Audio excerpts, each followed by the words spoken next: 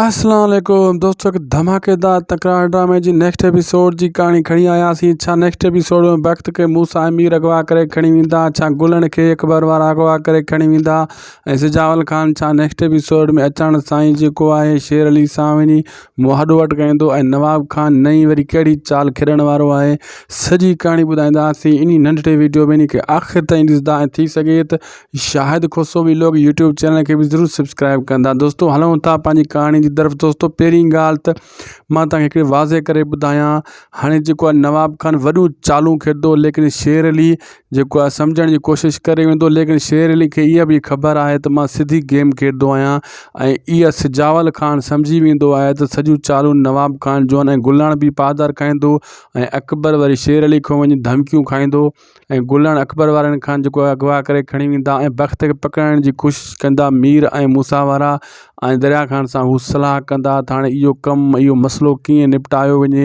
ऐं जीअं सिजावल मोटंदो उहो बि अचण सां ई बाहि ॿारींदो।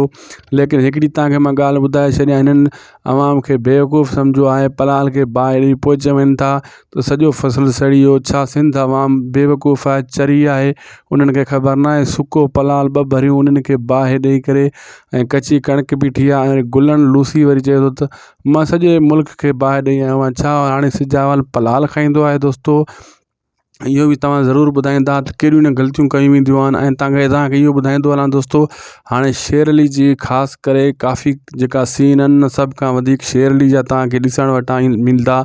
छा जे करे जेका बि 14 ॾींहं जी रिकॉर्डिंग हली रही आहे त शेर अली जी हली रही आहे बार बार उन्ही जी, ऐं मीर ऐं मूसा सां बि अॻिते हली शेर अली जा सीन रिकॉर्ड थी सघनि था। बहरहाल अञा थी इन्हनि सां रिकॉर्डिंग कान कई आहे शेर अली। असांखे ॾींदा इजाज़त, ख़ुदा हाफ़िज़।